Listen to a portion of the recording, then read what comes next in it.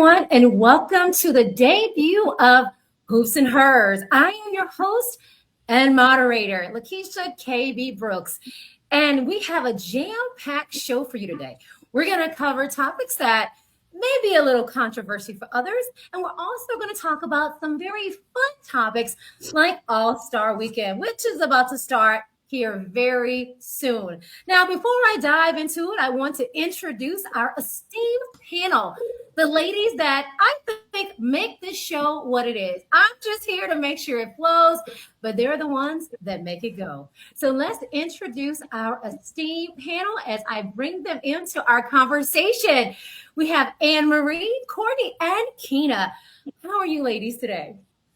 Doing good. Excited. Excited. Good. Now, this is the debut of our show. And I just want to get people to know you all a little bit in case they haven't gone to our website, which is kbsportsmedia.net. Make sure to go there to check out their bios. So each of you, just very, very quickly, introduce yourself, about 30 seconds or so. Anne-Marie, tell everybody about you. Hey, you all. My name is Anne-Marie Armstrong. I am a Georgia native, born and raised, played basketball at the University of Georgia, played professionally for 7 years. And I'm just super excited to be on this podcast and to be with the fellow on-air analysts as well as KB. So looking forward to this first show today. Absolutely. Courtney.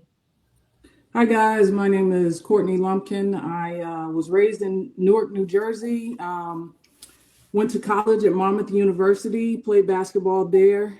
I've been in public service for about 16 years, and now I'm doing the analyst podcast thing, and I'm loving it. I'm excited for the panel of women that I'm working with, and just, ready to tackle all these topics. Basketball's in my heart, never left my heart, so this is something I love. All right, and Keena. Hey everybody, I'm Keena. I am a Kansas City, Missouri girl. Been a lover of basketball my entire life. I'm a sports content creator. I'm also a full-time content creator. I have another podcast. So I just love talking about all things sports. And I'm super excited to be with these ladies today and for every Tuesday. Every Tuesday, 12 p.m. to 2 p.m. Eastern Standard Time. So now we're going to talk about something very exciting.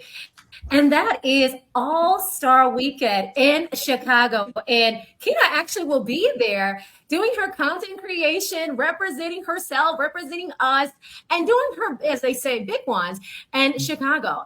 And I want to talk about All-Star Weekend, what we can expect from that, and what you're most excited about. Now, Keena, I know you're very excited because you are obviously going to be there. And we all are a little bit jealous of the fact that you're going to be there and we don't get a chance to, join you there. But Keena, what are you most excited about as it relates to All-Star Weekend? First of all, I would love for all of you to be there, but we'll do that next year. We'll put that's going to be us next year. We'll all be there together and have fun together. But I'm just super excited, number one, to just be there.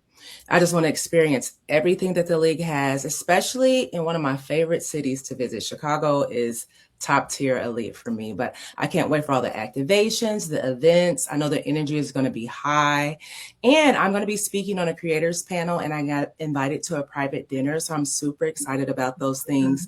And I just want to be able to network, connect, meet some of my favorite players, but I'm just most excited about the big game. Wow. Sounds like a jam-packed few days for you. And I'm a little jealous. I didn't get that invite, but it sounds like it's going to be super fun for you. Now, Courtney, what are you most excited about for All-Star Weekend? I'm most excited about the matchups.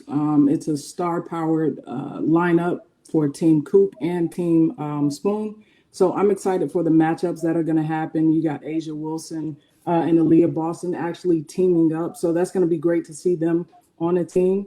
I'm excited about the rookies who are going to be a part of this All-Star year. You got Olivia Miles. You have everything that she's brought to the game so far. And I'm really excited to see her, what she's going to be able to do. And I'm hoping that somebody can break Nafisa Collier's scoring record from last year. Oh, okay. That's something to really look out for. And it could be maybe her teammate, Olivia. Who knows? All right, Anne-Marie, what are you most excited about?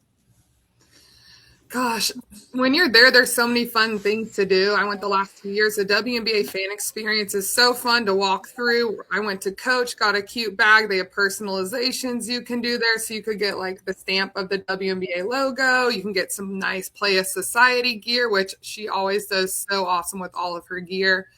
I love the orange carpet, which is kind of like the red carpet. You get to see all the ladies kind of just flaunt their style, their fashion, their personalities. I think that is super fun. And as you all mentioned, the game, I think just seeing the players interact, a lot of them play USA together. A lot of them have played together. So also seeing kind of the flair, the messing with each other. I think it's really fun to just see that interaction from all the stars. And then not a major thing, but I think a lot of people are excited. As we know, the Stud Buds are coming back with their 2-hour live stream. So I know that's going to be fun for a lot of people to just keep up with the events. And through that stream, you also get to see, a lot of the players out at parties interacting, socializing. So it gives people who don't have the opportunity to be invited to these events to at least have a little bit of a glimpse into what's occurring. Yeah, I mean, it's so exciting. So Keena's going this year. Anne-Marie has gone before. Now, Courtney, have you ever gone to WNBA All-Star Weekend? I have not made it out to All-Star Weekend yet. I'm definitely on the email watch list and looking at things. Yeah. So within the next year, maybe next year, just depending on the location and how things work out, I'm definitely wanting to go and experience all the things. I'm hoping it will be nice for it to be in Atlanta next year. So if it were in Atlanta, then that'd be perfect. Yeah, no, that'd be really great. So I have not been to WNBA All-Star Weekend, only NBA All-Star Weekend, and it was where in Atlanta. So to Courtney's point, I did not travel to see the men either. It was right here in Atlanta. I was 18 years old. I was super excited. So it will be nice to have that same experience with the WNBA as well. And so Anne-Marie, you talked about you've attended before. Now you are a former professional player. Did you go when you were in your playing days, or had you retired? I mean, because you're still pretty young. Had you retired?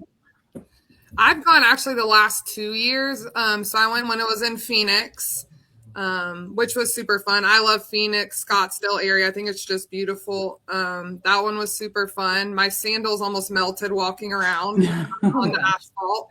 So you got to be ready for the heat. But no, I think it's just such a fun event. I think, some players utilize it who are in the All-Star game as a little bit of a break to regroup, go see family. Some go to the All-Star game to support their colleagues. But I think it's just such an exciting thing to have in the middle of the season. Kind of marks that midpoint as well. So no, it's such a great time. And it sounds like Keena is going to be planning our next trip. Next year, we're all going to go. Yeah, we're all going to go next year. We're going to go on the road, whatever it is. We're going to go on the road. Hoops and Hers will be on the road in 2027. Look out for that. If you want to sponsor, please email us. Please. As well. And Keena, I know that you're doing a lot of activations, a lot of things. And you named quite a few things that you are going to be doing. What's the one thing of all of those things you're going to be doing that you are most excited about? So, I didn't get into the long list. I had to map out everything. There's so much to do and things are all over the place. But the first thing that I got invited to was this private dinner. I do not know who's going to be there, but I know it's a private dinner that I'm excited to go to. So that's really what I'm excited about. And it's going to be I leave tomorrow, so it's Thursday night. So there's other things going on Thursday night, but this is the one I'm most excited about. And I'm going to go live from there. I'm going to share stuff with you guys. So I'm excited about that. And I get to dress up. So. Oh, who doesn't love to dress up on the orange carpet? Is it an orange carpet as well for this event? I don't even know. It's very secretive. We're going to find out when you find out. Yes. That's what it seems like is going to happen. Absolutely fun. So let's switch gears. We talked about what we're most excited about.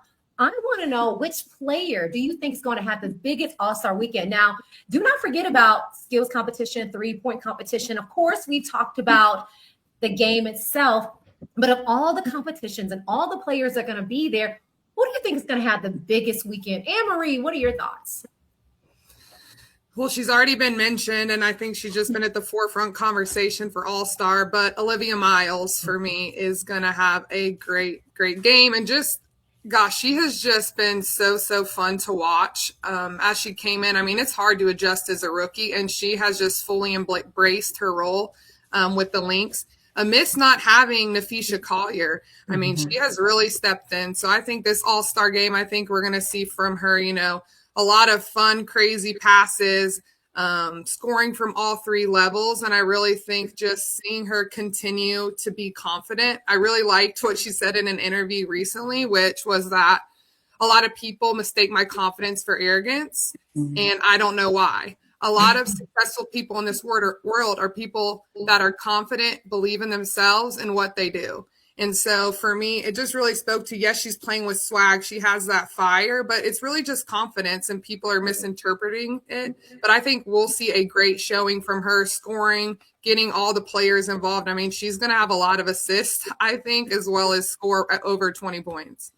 Yeah, I mean, it's interesting you say that people, sometimes mistake that confidence for arrogance, but she has shown it time and time again on the court. She's shown it with passing, with driving, with shooting. So it's a player that if anyone wants to have that confidence, especially as a rookie, I think that she's earned that opportunity to do so. So now Keena, and again, you're going to be right there in the forefront. Which player do you think is going to have the biggest All-Star weekend? Well, of course, I was going to talk about Olivia, but I have another one too. I'm going to talk about Paige Beckers because she is Paige Beckers. So, Paige is always primed for All-Star. Her game is always giving All-Star energy. So she's just going to be great. She's efficient. She's always competitive. And when those lights come on, Paige definitely levels up. So I'm looking forward to her just taking over and having a breakout moment and just being the girl that we're all talking about. Paige, any stage Paige is on is a big stage, and I know she's going to do well this time around. Yeah, I think, Paige is somebody, again, that has done some great things and should have a standout All-Star weekend. And Courtney, who do you think is going to have that biggest All-Star weekend? Well, she has the biggest impact in the league, one of the biggest impacts in the league. So I got to go with A'ja Wilson.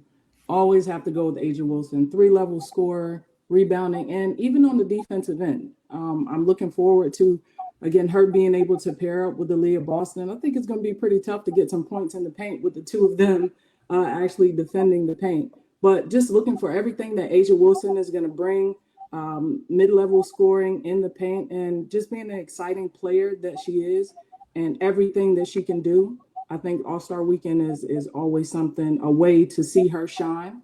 And I'm really looking forward to that from her performance and what she's going to do. Speaking of A'ja Wilson, some of you all may know that we attend the pressers and cover some of the aces. And I sat on the presser with her last night after their win. And she had such a joy about her. You could just feel the love that she has for the game. And one of the journalists asked her about the joy. Chelsea Gray said that there's joy that they have on this team. They have joy with playing with each other. And they asked her about that. And she says, basketball is my world. And that she wants everyone to be their best authentic selves. That's what we're talking about when we're talking about the face of the league or the biggest impact on the game. So I'm just curious if you all's thoughts to hear, even though you weren't in the presser, just kind of what I just shared about her saying that basketball is her world. So when he talks about where that joy comes from, it's because it's literally who she is and part of what she does every day. Keena, what are your thoughts on that? Yeah, to hear that is amazing because she's out there for the right reasons. She's out there because she enjoys it. She still has a love and a passion for the game. So she's out there living her best life as we can see. And it's just great to hear that. A lot of players are just, I'm not going to say a lot of players. Some players are just playing to play, but she's playing because she loves it. She loves and we love her being the face of our league because we can see that joy in her when she's out there with her teammates, when she's having a good time, when she's having those great games. So I love to hear it. Yeah. Any thoughts from you, Anne Marie or Courtney, about that? I mean, I just think A'ja Wilson in general, we know the force she is. We know how talented she is, multiple time MVP as well as WNBA champion. But I think what's so big about her leadership is, first of all, her passion on the court. You can see how much she cares on her and ones or when mistakes are just frustration, she's someone you can say is truly invested. And I think what I love about A'ja Wilson is her ability to bring people along with her. I think that she's so well respected. She's well spoken. She gives respect and to other players as well. And she's the top player. So I think just hearing this just really resonates with so amazing of a person, a player, a human being, and really cares about people. And just basketball is her life. She's so passionate about it, and just her ability to make people around her better and bring more people together. Absolutely. Yeah, I agree. Just piggybacking off of what you're saying, and questions and how she's able to articulate how she feels about the game. There was another question that was asked to her about the changes that were coming to the schedule and having to play more.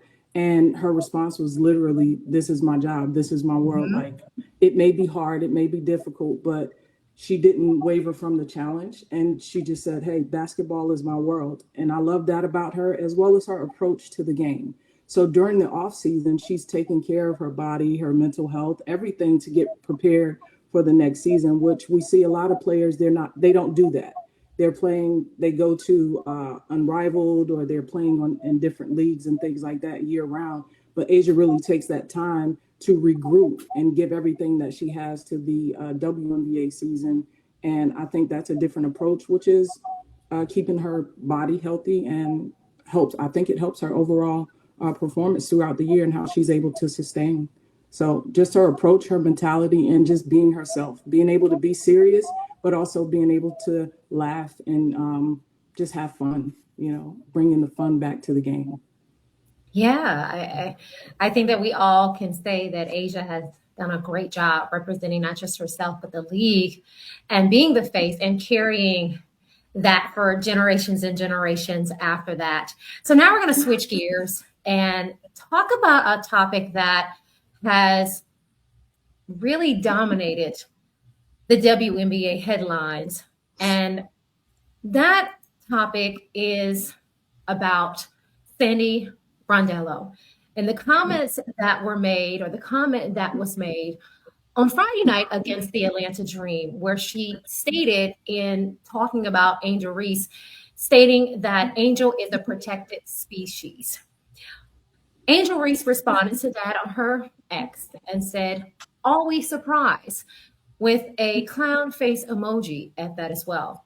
Since then, Coach Brondello has apologized and has a response and said, in quote, "Unfortunately, I should have took a break and realized where I am in America, because I know racism is such a big issue here. I've been in this league for 27 years, and obviously I've never had any issues like this, because there are my teammates, and I've learned so much from your Black players that I've coached and that I've had on my staff." Coach Brondello was suspended for one game in the game last night. Also, Coach Becky Hammon spoke about the issue as well and said, "I gave her a big hug," speaking about Coach, "when I saw her.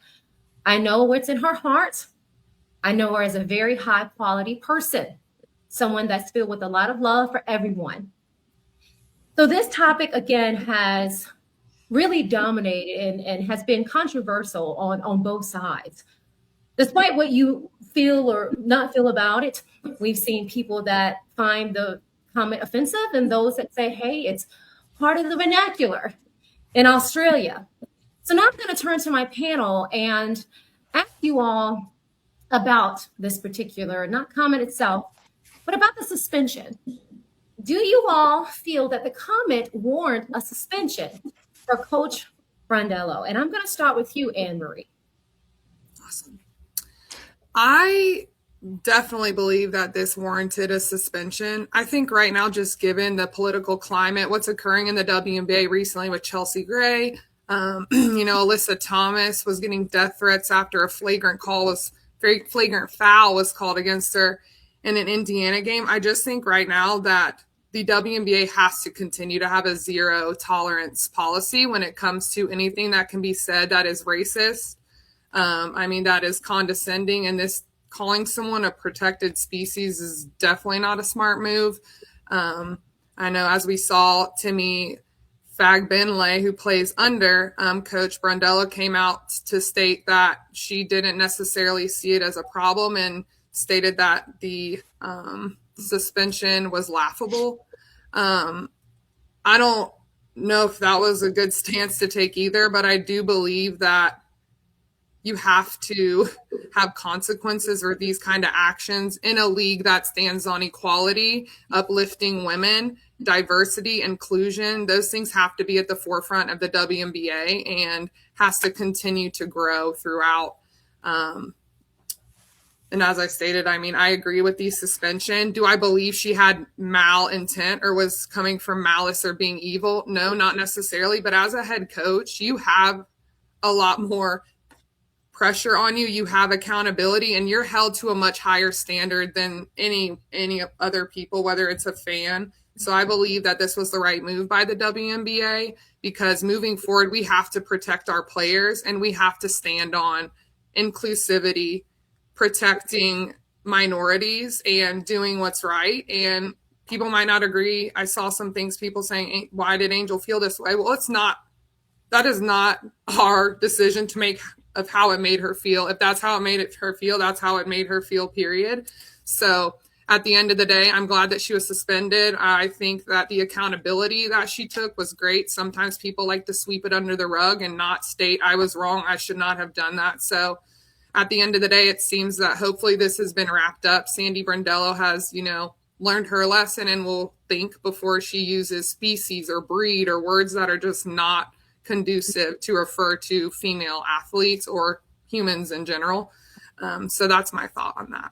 Yeah, thank you for sharing. And you talked about two of the incidents that we're going to talk about a little bit later, because this is just one of many incidents, as you mentioned, that the WNBA is dealing with and facing as well.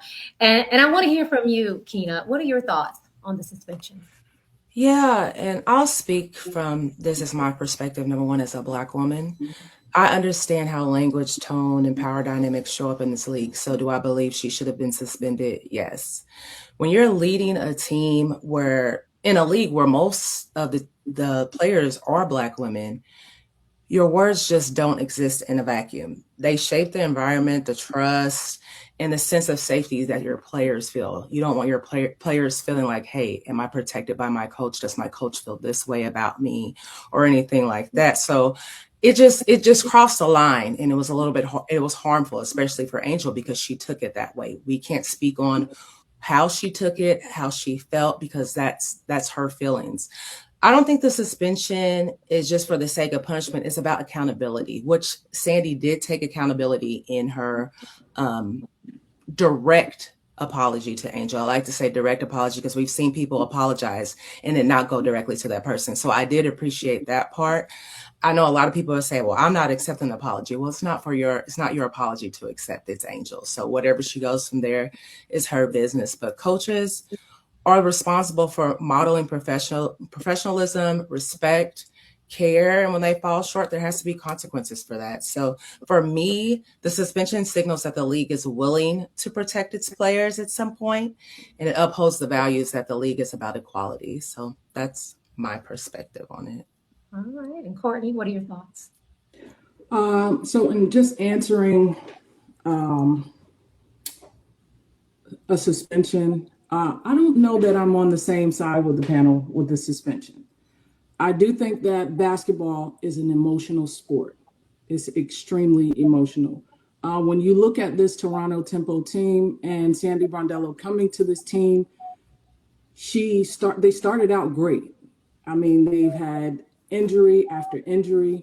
In addition to everything that the league has been dealing with, a lot of it has been centered around the officiating and their frustration with the officiating. So to what Anne-Marie said, I don't think there was malice with what she said. I think it was a very emotional statement. She said it in a heated point or in a heated time in the game. Wrong choice of words.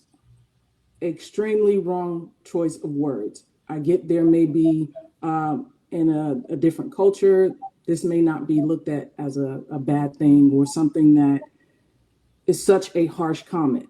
However, in this culture, this climate, wrong words. You cannot refer to anyone as a protected species in that matter.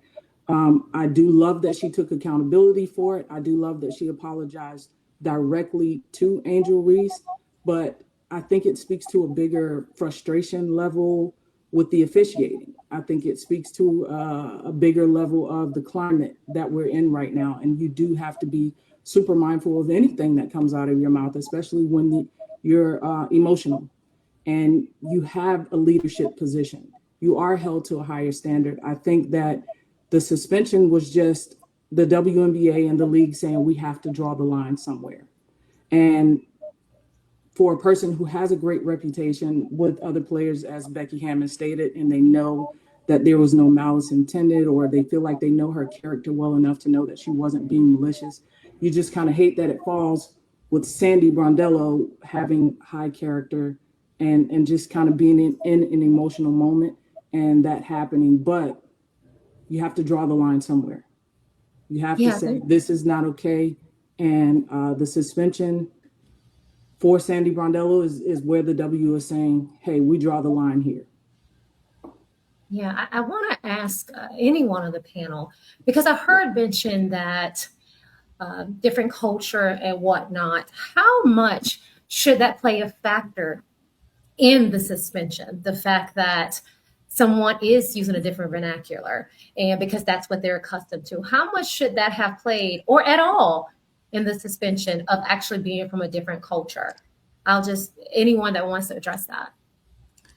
I think it can be considered. I've lived in quite a few different countries, so I do understand sometimes there's a little bit of a barrier, or there can be things lost in translation, like it means this and the direct translation means this, but so I can see where that occurs, and I think it should be a little bit taken into account. But I still do think, you've been in the United States, as she's mentioned. She's been coaching in the WNBA. She is aware of the current political state, and feels like further diversion. Things are just seem to, from a racial standpoint. So I think it should be taken into consideration. But also, you are in the United States. You are in the WNBA as a coach, and as Courtney mentioned, you're held to a higher standard. So I think, given she was so direct in her apology, I think people were more willing to kind of take in the whole thing and say, maybe this wasn't malice, maybe she doesn't have ill intent, it's just something that she said, and then there's no coming back from it. So I think that it's been handled. It seemed, Angel, I accept the apology. She said she's received so much support. And she really just wants to move on to winning basketball, essentially. So I think that it can be taken into account when you come from a different culture, but still you have to uphold the standards and those big keys for the WNBA, which is inclusivity, diversity, and uplifting women. So, any other last thoughts before we talk about Angel's apology? Well, I'm just going to piggyback off of what Anne Marie said. You've been here long enough. You know what's right. You know what's wrong. I don't believe that there was any malice behind what she said, because, she is not from here. They use different words in other countries. So I get that. But, the species word, it just didn't fit for that. And I get the frustration too with the officials. I'm frustrated and I'm just a fan. So I totally understand that. But I feel like she did understand she was wrong. And that's why her apology came across full of accountability. So, you can take it into consideration, but you still have to have consequences behind certain things. All right, great. So let's switch over. We've heard mention about Angel's response to the situation as well. So I want us to take a look at the apology. For those that have not read it, we're just going to share here as well, just some of what she said here.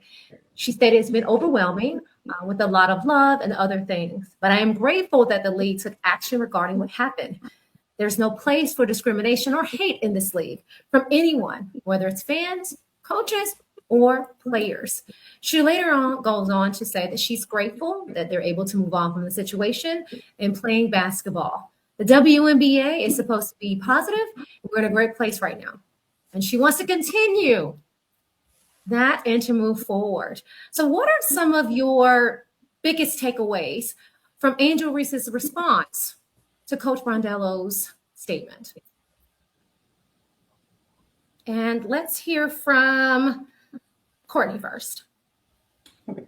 The way I took her apology when I saw it is you could see the emotion, right? She was extremely emotional while she was talking about it, but it seems like something where she just wants to move on, right? It happened. There's so much going on in the sport that's positive, that's great, and it happened. And Angel bears the weight of a lot of comments, a lot of negativity, but she wanted to focus on the positive. And I think that shows the strength and the character that she has, that she wanted to accept what happened, but then move on in a positive direction, because things like that can really drag you down. As a player, mentally, it can become heavier, and it's contagious, right? It can then move into the locker room and create an environment that's not healthy for the team.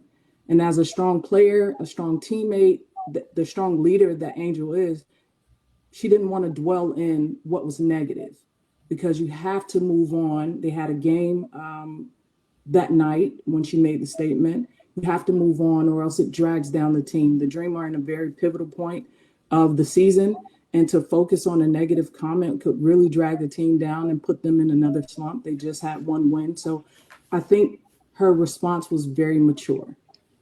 It was, I take the weight, I take the hit, I take the blow for the team, and we're going to keep moving on. And I'm going to just use this energy and put it on the court and play better. And she had a great game that night too. I like the word mature. I like that you use that, because depending on how it's received, as we said, like, we can't speak to how Angel felt, how she should respond. But depending on who the person is, they could receive it and respond in a completely different way. So I love that you use that word mature and say, hey, I'm going to put this on my shoulder and I'm going to let it move on so that we can play some really good basketball. And they actually did have the win. It was a close win, a very exciting game down to the wire during that game as well. So Anne Marie, what are your thoughts on Angel's response? Well, it's funny Courtney used the word mature, because my main thing that I wanted to say is I just really commend Angel Reese on her maturity and how she handled the situation. I mean, this is something, yes, it was a big story, but it probably could have been a bigger story depending on how Angel responded. And I really, as Courtney said, I mean, this is just a time where there's a lot of sensitivity around race, and it shouldn't be condoned. And it stinks Angel, again, has to be kind of at the forefront of receiving comments or remarks. But I mean, what more could she have done? I don't think she could have handled it any better. I mean, as a player and as an African-American Black player, she has to be able to advocate for herself. All players need to be able to advocate for themselves, especially when they feel uncomfortable or they feel, in this case, disrespected. It's not okay. So for me, I'm just blown away by her maturity. I think even watching her on the court, I think she has really stepped into such a mature role. I mean, she's making sure other players are good, but in this case here, I mean, she said what she needed to say. She accepted the apology. She acknowledged she's received love from supporters, fans, the WNBA community. And then, pretty much, okay, I'm good. Let's move forward and let's get back to winning basketball games. And I think that's the best way she could have handled it. All right, Kim. Yeah, I mean, one of my biggest takeaways was just her grace. She appreciated the apology. She accepted the apology. She acknowledged it, and she chose to move forward without letting that moment define who she is. She's been through several moments like this, as we've discussed. And for this one, I just felt like she took it. She accepted the apology, but she also set the tone. And with that, it's like respect still matters, and my feelings do still matter. So she wasn't like excited about the suspension, but she appreciated it because it looked like, hey, the league is trying to protect me in some things. So I felt like her level of maturity is something that we really haven't seen yet, but it's on display now. So I was just happy for her to just be ready, like, hey, we're here. We've done it. We settled it, and we're going to move on and keep playing basketball, because that's what we're missing in a lot of these issues. We're missing the game behind it. So, yeah, and that's a great segue to our next topic that is also a little heavy and a little deep, but we've kind of mentioned it quite a few times so far, and just the conversation just with Angel Reese and even with Asia Wilson, we talked about it. Of course, this is a part of a bigger conversation and a bigger trend that we're seeing across the league with the WNBA and politics and race. And as I mentioned before, our panelists have talked about it quite a few times. We've seen a number of incidents that have happened, a number of situations that have happened, and we actually heard Anne Marie talk about a few of them. One of them, of course, being Alyssa Thomas and Caitlin Clark. And last month during the game between the Fever and the Mercury, Alyssa Thomas made contact. Her fist made contact with Caitlin Clark's throat during a scramble for a ball. There was no call made at the time, and then it was upgraded later, and Thomas was suspended, and she was issued a flagrant foul as well in the situation. She, as mentioned with Anne Marie, has spelled before, she's received mounting racist comments, even death threats as well, and she spoke out about being protected and saying that the commissioner and other leaders in the organization in the WNBA should be taking more responsibility for protecting players from these type of comments and death threats. But there's no place for that in the league as well. And as she stated, it's unfortunate that it's come to this all over basketball. She said, all of us, including myself, didn't even know that play took place until after the game because they're making a basketball play. And I'm sure all of us, whether you played little league or even in professional level, you're scrappy, you go for a ball, and that sort of thing happens as well.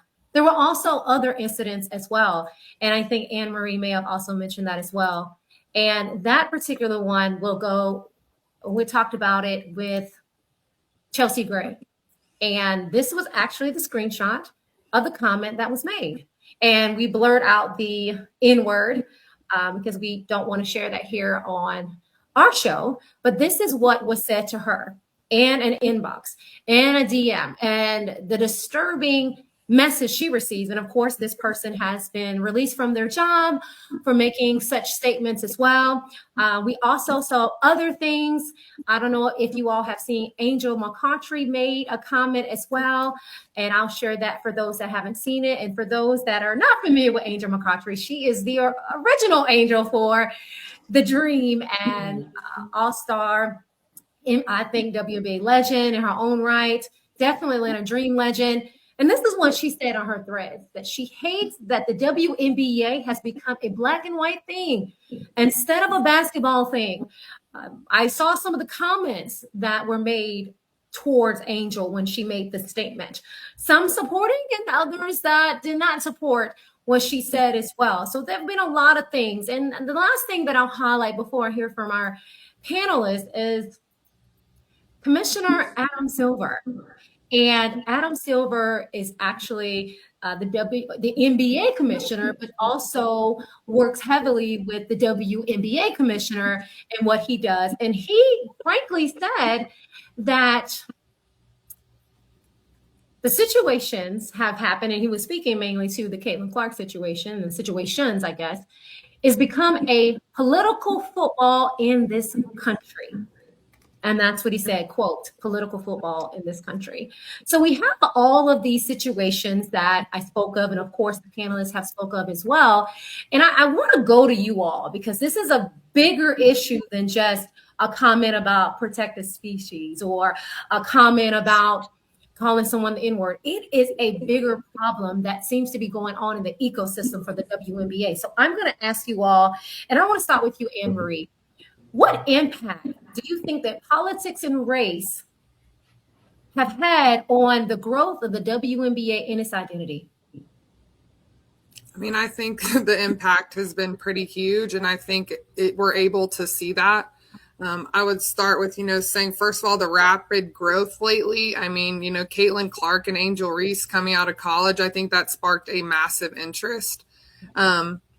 But then it seemed that for some reason it was like the Caitlin Clark versus Angel Reese. And unfortunately, Angel Reese got painted a lot of times to be kind of a villain or just not in a good light when there's not many differences between her and Caitlin Clark. They're both competitors. They both perform. Basketball is, what they excel at. But I would say, more specifically, just speaking to opportunities, equal opportunities. You know, Caitlin Clark came in and she's had so many endorsements, so many deals. I mean, there's players on her team, Kelsey Mitchell, who is performing incredibly. I think she's had the 10 past games scoring over 20 points, which is almost the second most by any guard in WNBA history with that long of a 20-point plus. But I just think for some reason what's occurring currently in the United States, unfortunately, we have a president who has an agenda to further divide when it comes to race.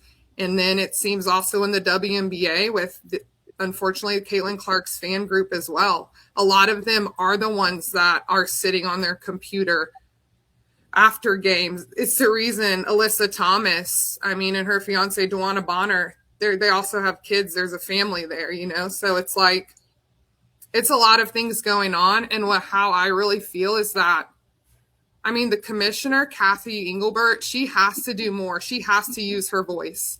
You're a white woman over a league that is a predominantly Black, diverse group. She has to use her voice. And that's what white women, we have to do. We have to use our voice to continue to spread what is real, to speak on what is wrong, and to stand as an ally. And I think right now it seems like people who have the spotlight or the ability, not everyone is using that platform in a positive way that they could. I think Paige Beckers does a great job on speaking to African-American women, being supportive, speaking to, there are still inequalities everywhere in the United States.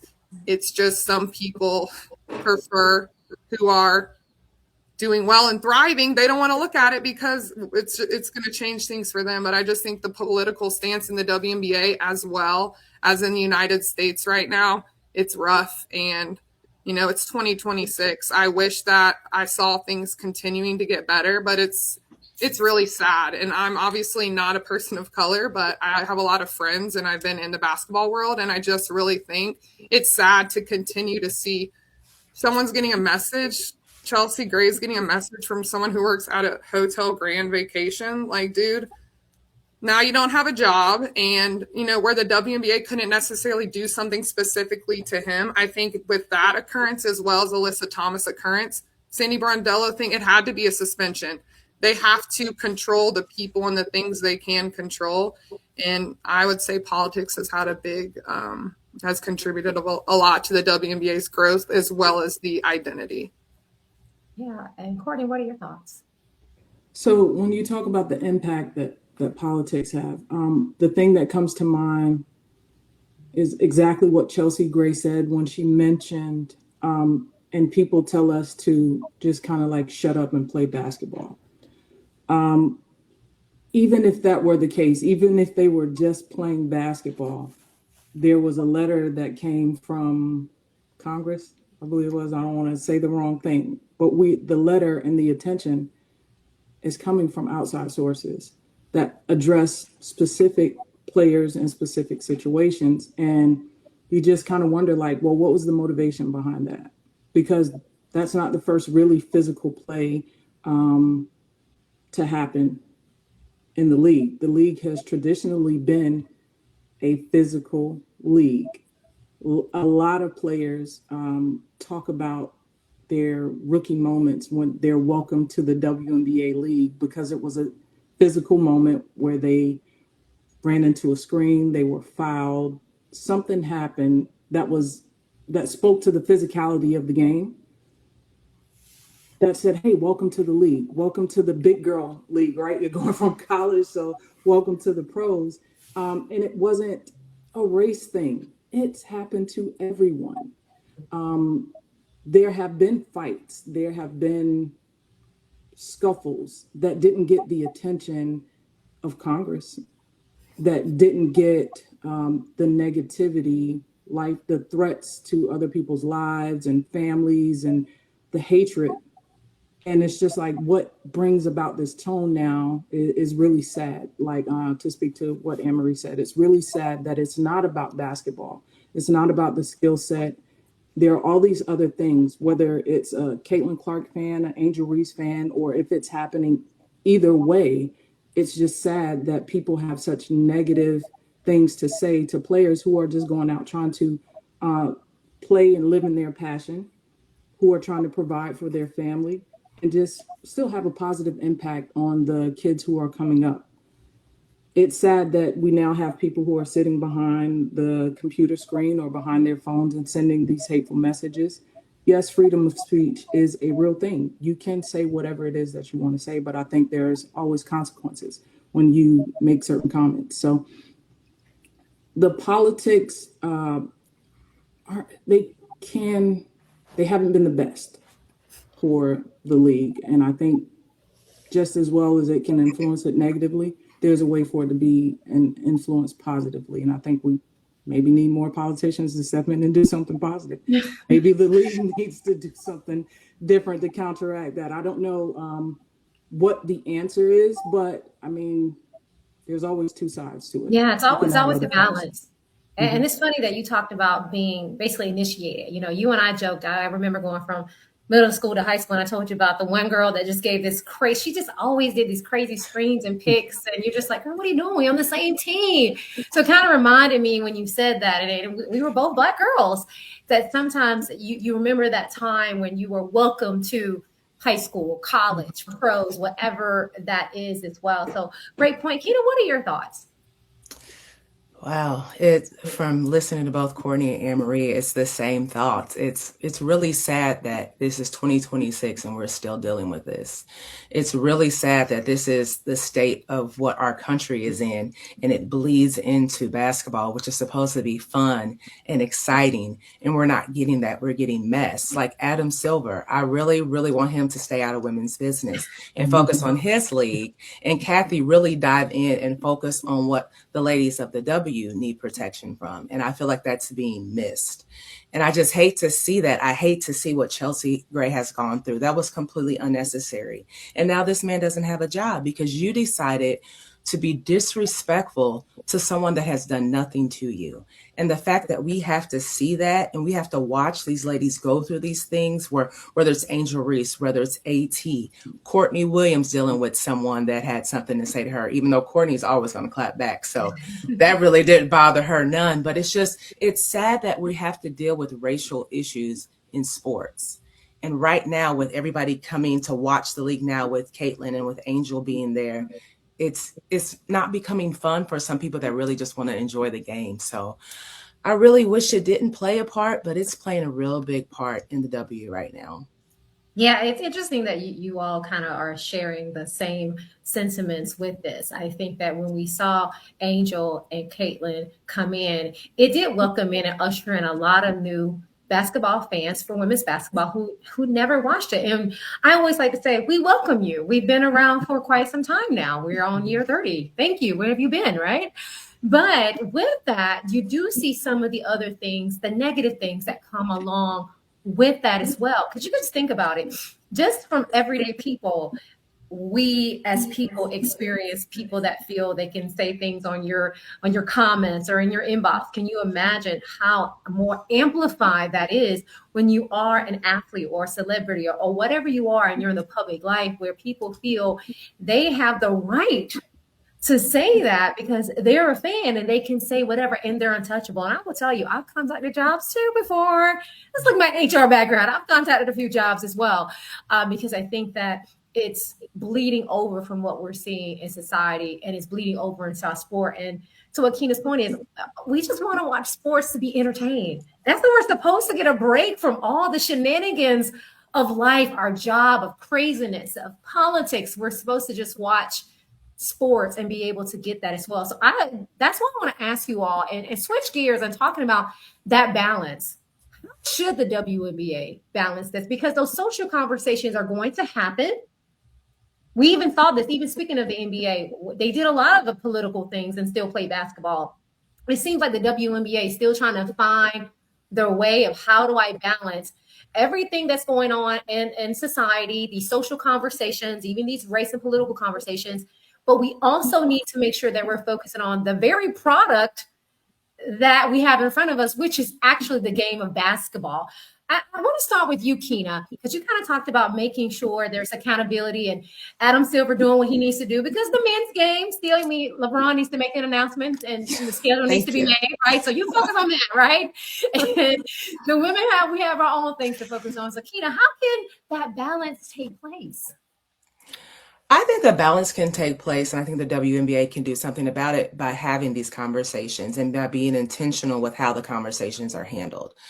We have to talk about it because it's there, but we don't need to shy away from the real issues. They really do matter and they impact the players, but the key is making sure those moments don't overshadow the game itself. And that's what we're seeing right now. We're not talking about how great Caitlin Clark is doing or how amazing Angel Reese is rebounding. We're talking about the issues they're having.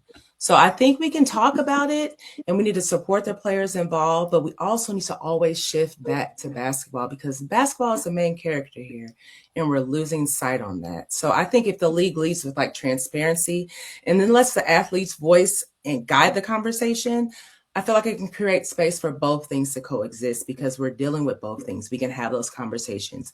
We can watch basketball games. We can watch Jordan Canada get the last second bucket at the end of the game and be excited and not have to dive back into what someone behind a computer screen is being disrespectful. So I think we should be able to have those conversations and balance it. And that way people can pay attention to what needs to be addressed, but also can really enjoy the game of basketball.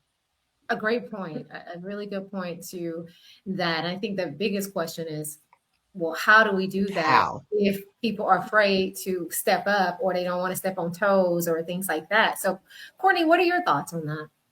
So I had a kind of out of the box thought about how to do that. Yeah, we love that. Want to hear that. And it kind of brought me back to like my childhood.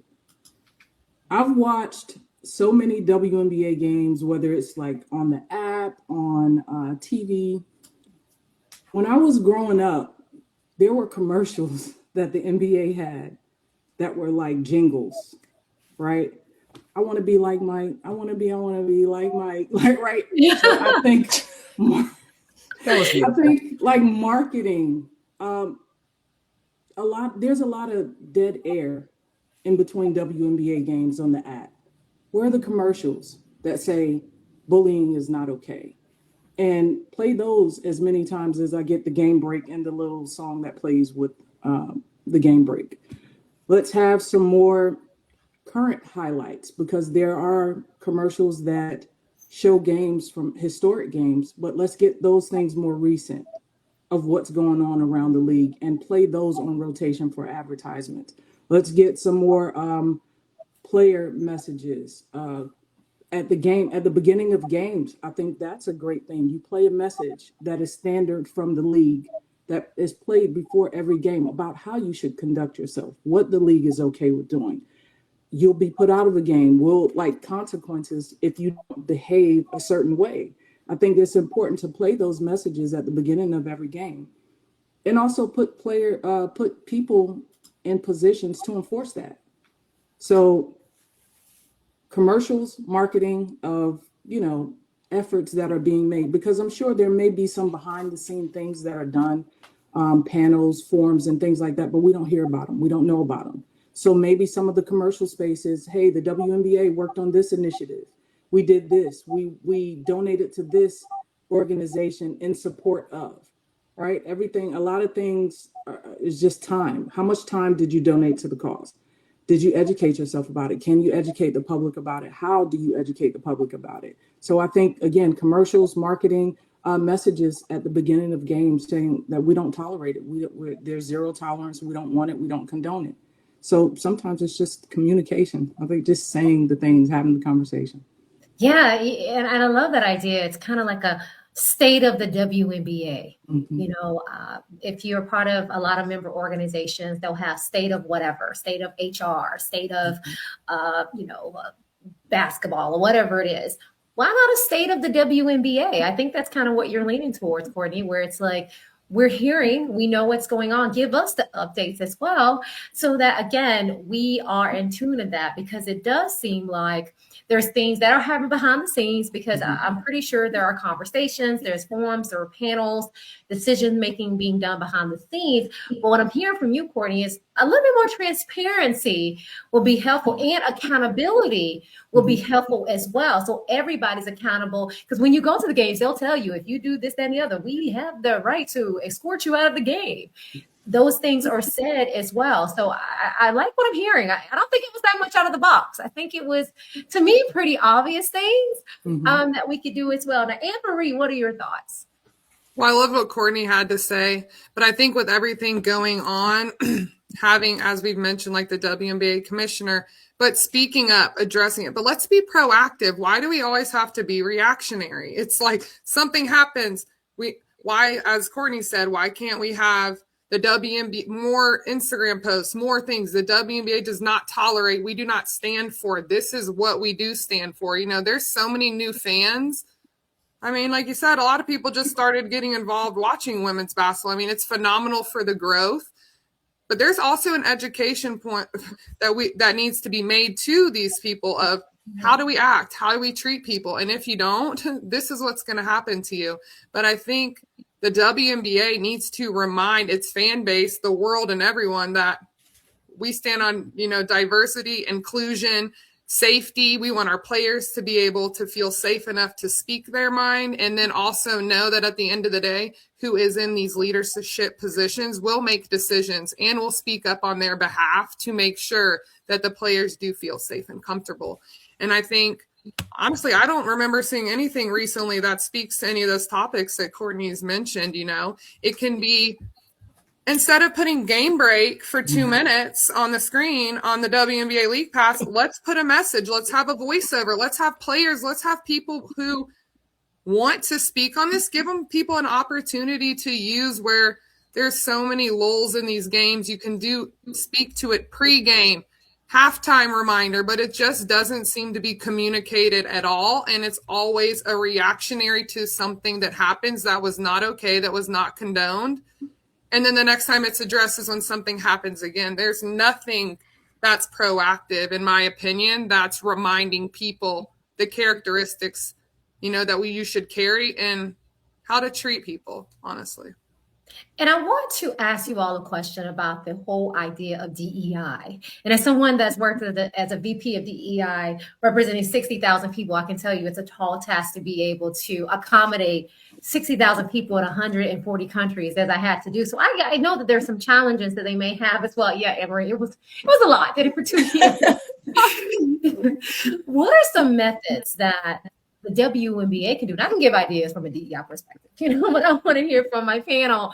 What are some things they can do to make sure that the DEI efforts, the things that they're talking about, are actually proactive and not performative?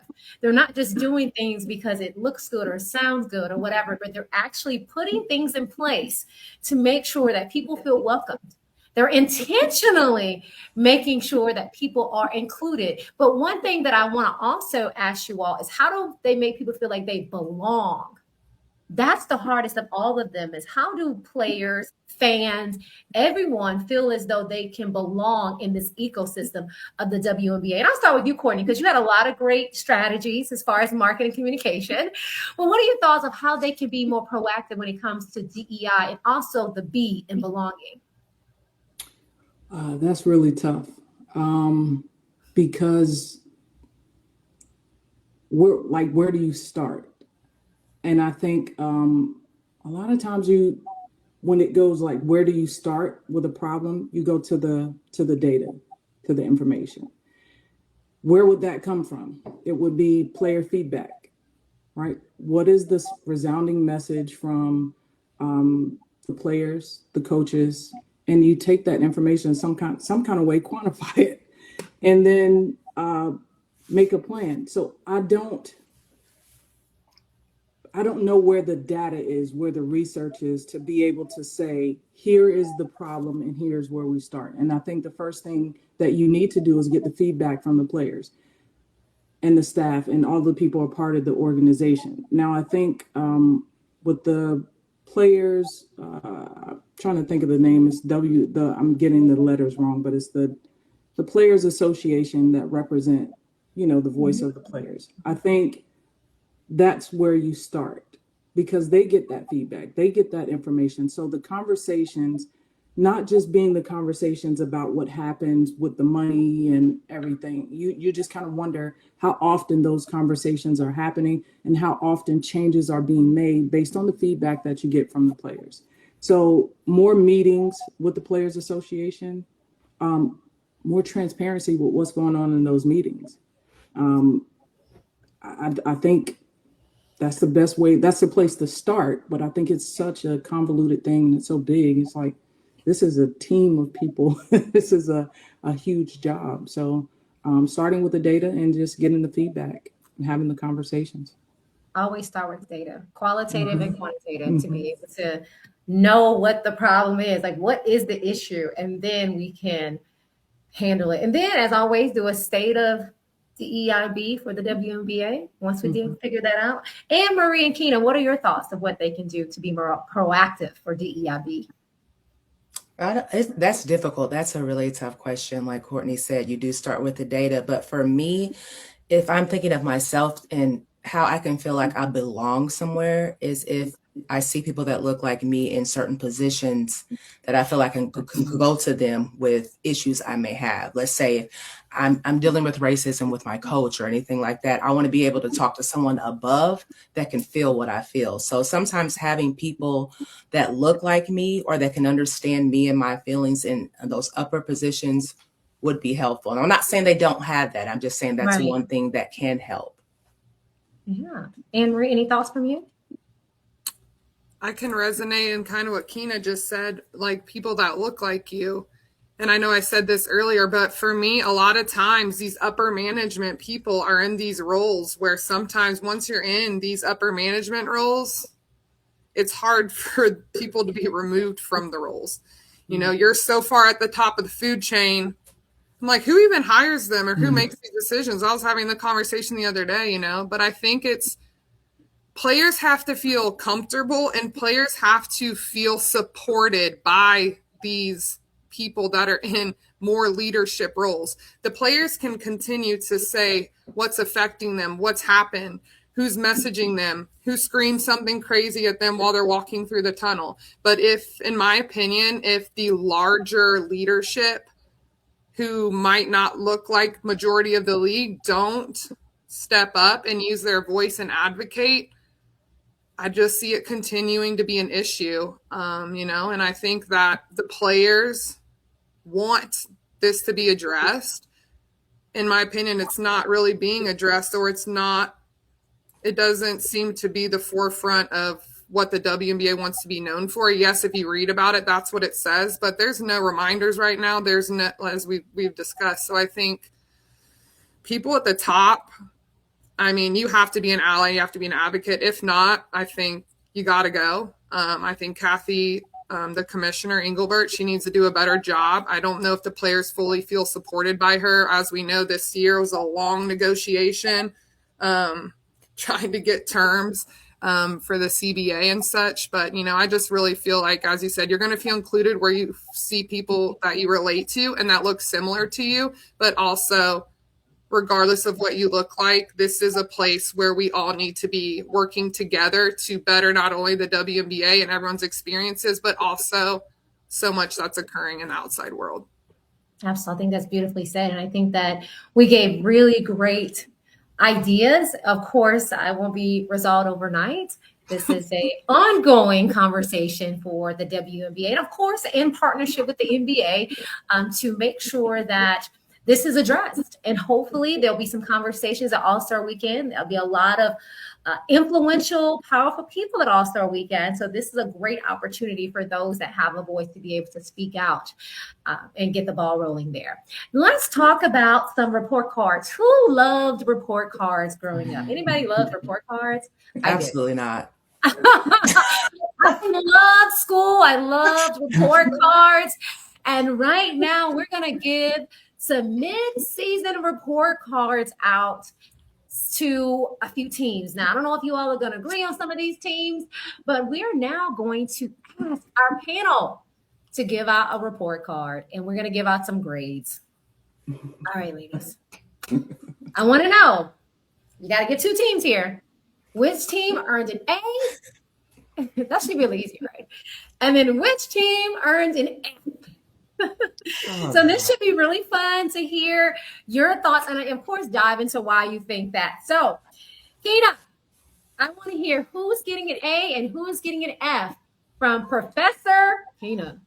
All right, let's start with the scholars of the league right now. And I'm going to give my A to the Minnesota Lynx. Okay. And the reason why they deserve this A to me is because it's been one of the most complete and consistent teams this season, and they're doing it all without their star player, Nafisa Kohler. So that makes it even more impressive. Olivia Miles, yeah, I already know how I feel about Olivia Miles. She has stepped in. She's poised, she's playmaking, she's aggressive, and she's playing like far beyond her years. Like she's been here for a while, and I like to see that from her. Courtney Williams, she continues to not only just bring the vibes to the court, but she has a steady veterans presence, and she brings toughness and leadership every night. And then Nia Coffey, she's been one of the most reliable two-way players in the league. All of their chemistry together, their identity is clear. They've shown they can win tough games. Watched one last night that they barely got past, but they got that W. And they're very disciplined. At midseason, they look like they're locked in and fully in control of where they're trying to go, I feel. Now, the F. The F is the Chicago Sky.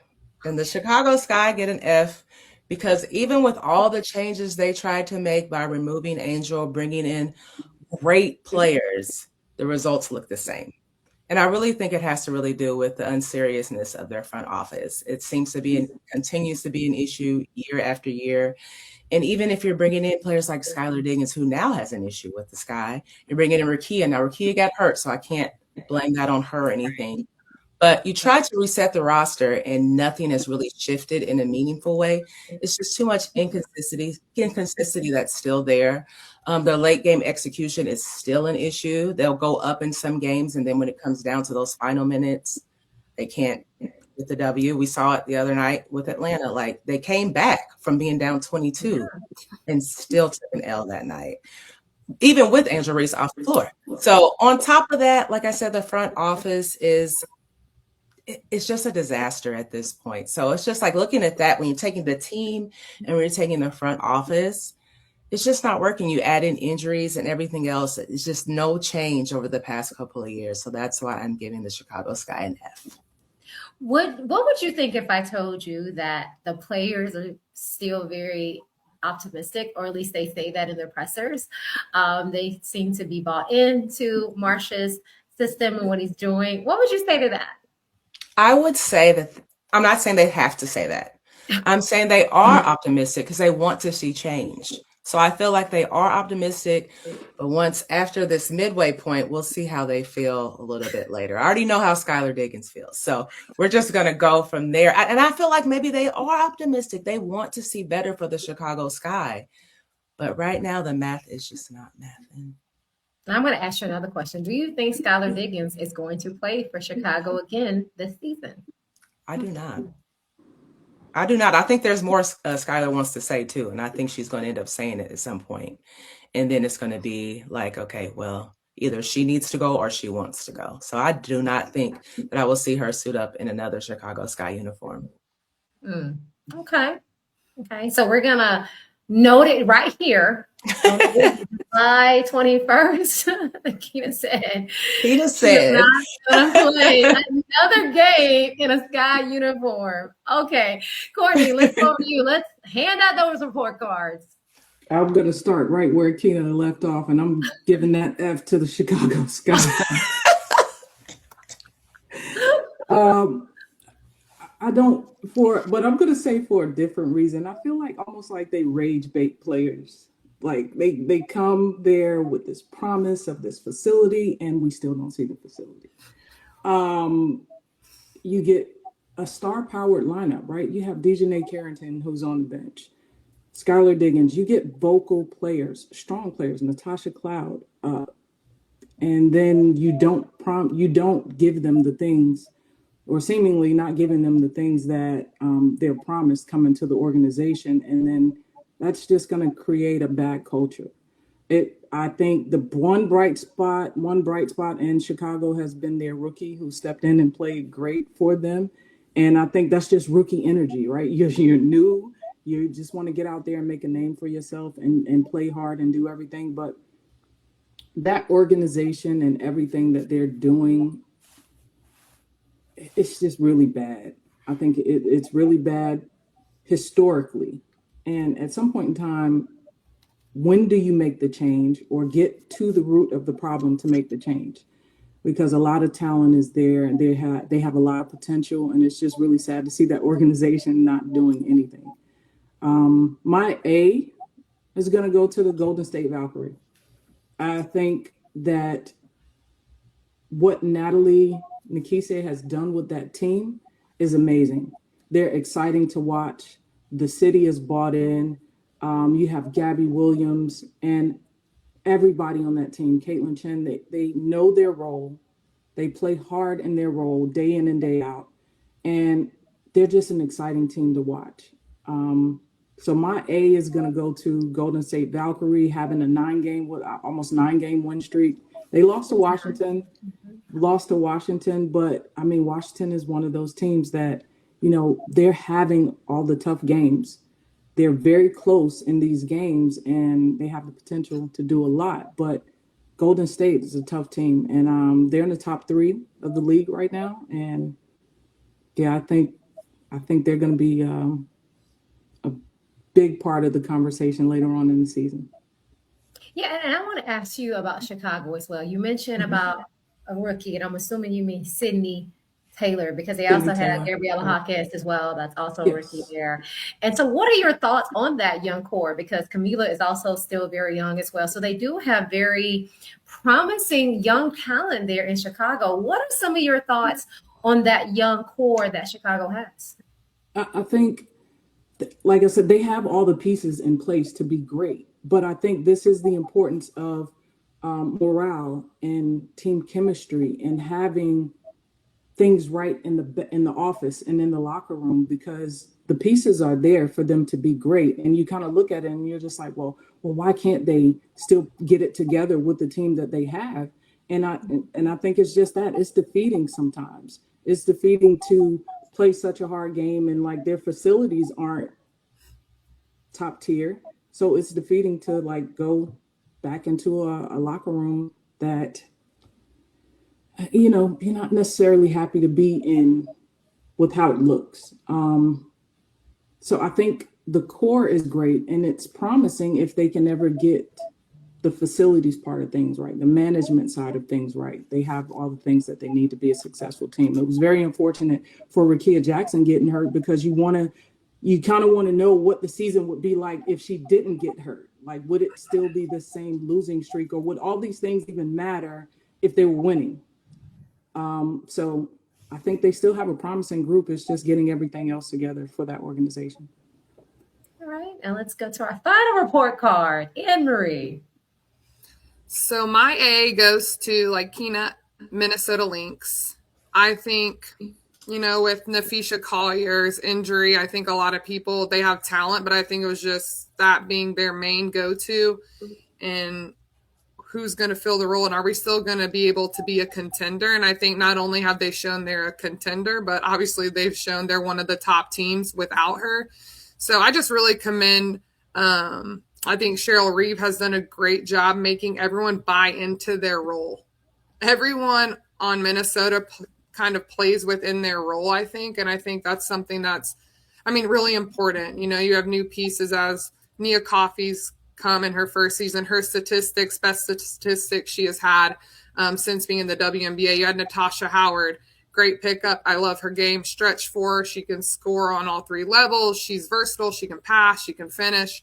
I think she's really stepped it up a notch, being more in a leadership role and being an all-star, and just great pieces around them. I think Courtney Williams is spitfire. She is all about who's on her team. She is going to hustle and leave it all on the court. So for me, Minnesota Lynx are the A on the report card. And I had 2 Fs, one being the Chicago Sky, but the other F for me that I wanted to mention was the Connecticut Sun. as we know, they've really struggled this year. They lost a lot of their core. They saw a lot of change. They've also had injuries. Brittany Griner has had some great games, but also she's been sitting with some injuries. Sanaya Rivers, Anissa Morrow. I do think even though they are an F right now, I think that the good news for them is that the future is bright. They're young. They have a lot of energy, but I think they've just been dealing with a lot of adversity so far this season, on top of knowing that a lot of the returners that were making the plays and scoring the points weren't returning. So for me, I would say that the Connecticut Sun is currently an F on the report card for the first half of the season. And I'm going to ask just very quickly for each of you all, what's the one thing that your Fs can do to maybe move up to maybe a D? One thing very quickly your team that you pick for an F could do to move up. I'll start with you, Courtney. For me, I would say the Chicago Sky is going to be execution down the stretch. They turned the ball over a lot. Like you said, the game with, like Keena mentioned, the game with the Dream, they came back in that game. They played very hard, but the execution down the stretch and just not turning the ball over so much, that can absolutely help them. All right, Keena, you mentioned the same team. What could they do? I don't even know. No, but for real, they could really just find a way to boost their confidence, and that can give them, like Courtney just said, like down the stretch, like if you have the confidence that I'm going for it, and they look so deflated a lot of times. So I feel like having just a little more confidence, and I know that's difficult in this situation, but just, being able to hype each other up and being there for one another and just know that they can do it. Maybe that can change a different game plan from Tyler Marsh, maybe. I don't know. Anne-Marie. I think consistency is big for Connecticut. I think there's games where you see glimpses of them being able to compete with top teams, but they haven't shown that they can really do that thoroughly through 4 quarters. So I think for the Connecticut is just trying to be resilient, kind of fight through injuries. Hopefully some of these players will be back that are their big contributors, but really just consistency throughout 4 quarters. All right. So we're going to stay tuned and see if the things you all said happens in the second half of the season. And now I want to shift gears and talk about players that have exceeded the expectations this season. So what player, that one player, you were like, man, she has done more than I expected her to do. And what has been the key to their success? And so I want to start with you, Anne-Marie. Who has been that player that has just really surprised you so far? Gosh, I'm a broken record. I had written down Olivia Miles because I truly feel like even though she was a top draft pick, she came in and has just knocked the lid off the expectations for her. We've mentioned her ability to score, her ability to make reads. I mean, she can read ball screens. She can read players coming off staggers, down screen, get them the ball exactly where they need. So I just think she's wise beyond her years and has really stepped into that confident leader that Napheesa Collier's not on the court. You can see that she's still guiding, having conversations. It looks like they have a great relationship, but Olivia's truly stepped into that role. And I do just want to throw a little honorable mention out because I really do feel like even though we were saying Chicago Sky is an F, to me, being undrafted and coming in, number one, making a team undrafted, that's freaking hard, especially on a team that has a lot of vets, Vandersloot, Azura Stevens. I mean, you have a lot of guards, Dejanay Carrington, Sheldon, a lot of guards that have played. And it's hard. There might be 1 or 2 spots. So hats off to her. And then hats off for her being undrafted, averaging double figures. She's had multiple 20-plus point games. So I think Sydney Taylor is someone that really you have to give your hats off to. Her team isn't successful. She wasn't drafted, but she has thoroughly exceeded expectations being undrafted. Yeah, I think a lot of people have been really surprised about Sydney. And I asked Coach, what is it about her fearlessness that you see? I mean, she stepped up, shot that 3, whether it was going to go in or not. You could see that she was like, this game is on my back. And he talked about how it was to coach someone like her and the other young players to have that fearlessness. And as again, coming in undrafted, don't have a lot of expectation, and to blow everybody away with the expectations is great. And so I just want to follow up with you, Anne-Marie, and ask, what do you think has been the key to her success, other than, of course, being fearless, really not having a lot of pressure to be a top draft pick. What are some other things that have been key to how well she's played so far this year?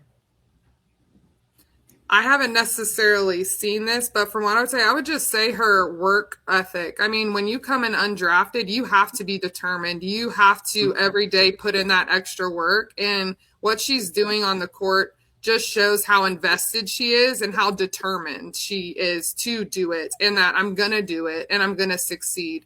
So I think she just has that grit and that go get it energy. And, you know, if I want to do it, I'm going to do it, and it's on me. And she's done a great job. All right, now I want to hear from you, Courtney. Who is that player that's exceeded your expectations? Jessica Shepard. Jessica Shepard all the way. I mean, she's come in being a starter for Dallas. I mean, it started out kind of rocky with that team. I think everybody was trying to get to know each other, get their chemistry together. They had a new head coach, a bunch of new pieces coming into that team. You got AZ Fudd coming in, Jessica Shepard, and just trying to find what role, what blend of team players work, and then finding her role. She's just done a great job rebounding, defending. I think she's had 3 or 4 triple doubles already this season, which is great because she's doing everything that she can to help her team be successful.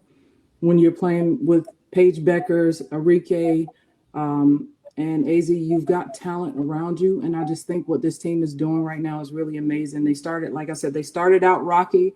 They're moving up the charts. And I think they're top 5 right now in the league. And I think they'll make a playoff run this year. Right. And just because I think a lot of people have been surprised by her, and of course, making All-Star selection as well. Very excited to see what she does All-Star weekend as well. Keena. I'm going to sound just like Anne Marie. I'm going to sound like a broken record because my star is Olivia Miles. Like, she's exceeded expectation because she is a rookie and we weren't 100% sure if what she did at the collegiate level would transfer over to the pro level, but it's like beyond everything. I feel like her key to her success for me is her basketball IQ, her pace control, her confidence mainly, because that's what I really see when I watch Olivia Miles. I see the confidence just exuding from her when she's on that court. And I feel like, unlike Drake, she's here for a good time and a long time. I feel like she's going to always be that girl that we're watching. Like, she's averaging about 19, 5, and 6 per game, plus shooting at almost 50%. So she is the one for me that has really exceeded my expectations. And then I also did have Sydney Taylor as honorable mention as well. But we've already talked about her and she's doing amazing. And I didn't know much about her, but when I started watching her and I watched how she moved up from like not playing at all and then getting into a starting position, even though it's due to injury or whatever, she is owning that court. And I really love to see her shine. And I'm going to throw this question at you all. You can answer if you like. Is there any player that you're a little disappointed? You wish you saw more of them, or you had higher expectations for them, and they haven't shown you what you thought you would see this season? Anyone want to share with that? I'm looking at Courtney. She's kind of thinking a little bit. Is there anybody that you can name? I would say Arike. Right. I would definitely say Arike. I'm looking like she's kind of finding her role with the group, but I kind of wanted Arike to have more of a leadership kind of role. It seems like she's playing off of Paige and AZ a little bit more, and Paige is taking more of that point guard role, which I completely expected Arike to kind of own that. But I think she's been inconsistent, and some of the big shots down late in the game, I'm looking for her as the veteran to take those shots and to execute and make the shots. But the consistency with Arike and her shots is just, that's been a little disappointing for me because I know what she's capable of doing. I know that she's capable of absolutely dropping 25 points, 30 points in a game, and also distributing the ball. So you just kind of wonder, like, you want her to have that breakout game and that breakout leadership role on that team, but it just doesn't seem to be happening. And that's kind of disappointing for me because as a veteran, I thought she would do that. But do you think she's also understanding her role and saying, you know what, I don't need the breakout game. I am now in a place where I see we're winning. I've accepted that my role has changed a little bit. Do you think a little bit of that plays into it as well? Yes, yes and no. I think that she could just be performing better. I think she could just be more consistent with scoring and things that she's bringing to the team. And because she hasn't been, it's kind of been like a default thing. Like, all right, well, I see Paige is a lot more consistent, AZ a lot more consistent, and I just kind of have to falter back and learn this role now. I don't think that was something that she was like, well, okay, I'll give this up. I think she was kind of forced to a little bit. Got it. Okay, makes sense. All right, Keena or Anne Marie, anybody that you're expecting more from this season? I was thinking Lauren Betts was going to have a little bit more of an influence over the game. I think just given her height, her success with UCLA in the tournament, I think that I saw her having a little bit more of a role. But I think we have to take into account, I mean, you're playing behind Kiki Iriafen and Shakira Austin, who are seasoned vets who have shown they belong. So for me, I think just not seeing Lauren Betts in the mix and on the court as much as I was thinking, just given her height and how she competed and performed in NCAA tournament as well as for UCLA. Do you think that it's just kind of knowing her role and understanding that and understanding how she can fit in, or is it more of a developing thing? She's still trying to develop to get acclimated into the WNBA, or a combination? I would say combination. I mean, I think the speed of the game, when you're a big post, sometimes, laterally you might be a little slower, especially given her height. So I think it is a little bit developmental. I mean, we see glimpses in the game where she is finishing, she is rebound, but I think it's development, consistency, and also just kind of knowing when you're out there with what is your role.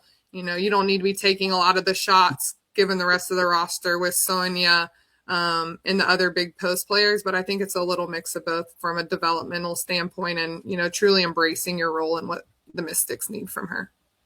Now we've been talking about players. We've been talking about team. Now it's time to talk about the coaches. It's still in our report card.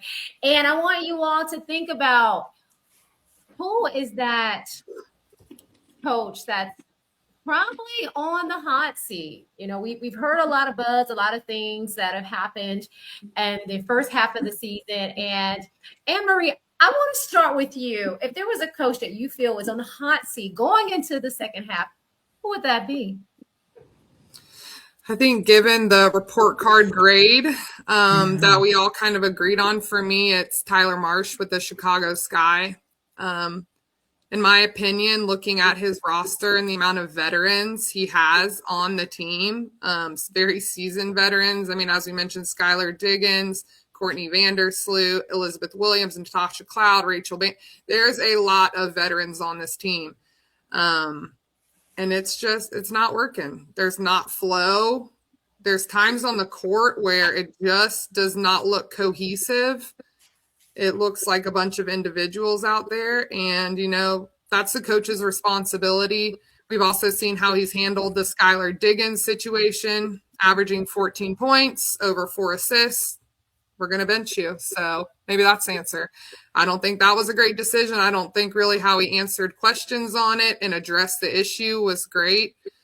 And now Skylar's sitting on the bench, which is also not the answer for the Sky, but the way he handled it, it seems that, I don't know if the mutual respect is off, but there seems to be something that's going on, whether it's upper management and behind closed doors, that Skylar Diggins is not happy. She mentioned she shut her mouth long enough, and now I'm going to say what I need to say. I thought she was mature early on, stating we can all do things better. It's not just the coaches, it's the players. She took accountability that it's the full team, staff included.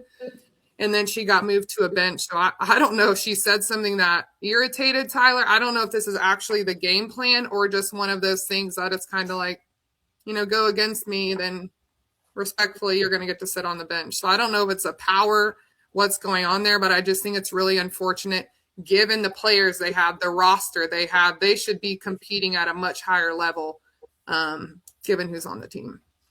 Yeah, great perspective. Very Courtney, who you got? right on cue with my F as well. Tyler, I know it's only been like a year, but if they did it to Teresa Weatherspoon, Tyler, I don't know. So I agree with everything that Anne-Marie just said. That move with putting Skylar on the bench, that was tough. That's tough to watch as a player, a former player, as someone who knows that she's expressed that she's competed, she's done everything that they've asked her to do. There was just no real good explanation for him putting her on the bench like that, other than the press conference that occurred where she made the comment about, I don't know, that's a Tyler decision. And it seemed like an ego thing to be able to find his moment to get his look back. And it's like, okay, Courtney Vandersloot's back now, so now you go on the bench. I think that was a bad move for the team, for the culture, for the environment, and definitely for a player who has such a powerful voice and influence on your team. You don't make that person an enemy. You do everything that you can to keep them happy or to develop a relationship with them so that they can continue to perform for you and mold the team. So those decisions, I think they put him directly on the hot seat. I think Keena may say the same thing, but who knows? She may surprise me and say something different. But Keena, who is your coach on the hot seat? So I'm kind of going to surprise you because Tyler is the top, but I do have an honorable mention. So I'll talk about that one instead. And I hate to talk about it because I really do like him as a coach, but it's going to be Nate Tibbetts. And that's just because Phoenix has just struggled to find cohesion despite having the veteran talent and the star power that they have. They continue to have defensive issues, inconsistent rotations, and the lack of chemistry is really hard to miss. I really expected Phoenix to be not where they're at right now, but in what they've delivered. But when a team with that much experience still looks completely disconnected with no chemistry, that's when the spotlight shifts to the coaches for the problem. Okay. All right. So you did kind of switch it up. Surprise us a little bit. Now I'm going to switch it up and I'm going to ask you all who so far midseason is your coach of the year? And I'm going to start with you, Courtney. Who is your coach of the year so far midseason? Coach of the year is going to have to be Natalie at Golden State. I think she's doing amazing over there with the team, building the chemistry, building the organization, the fan base, communication. As you mentioned in pressers, we've spoken about her in pressers and how she's just so open and transparent with everything that team is doing. They have bought in to her system. You can tell with the execution on the floor. They never look confused.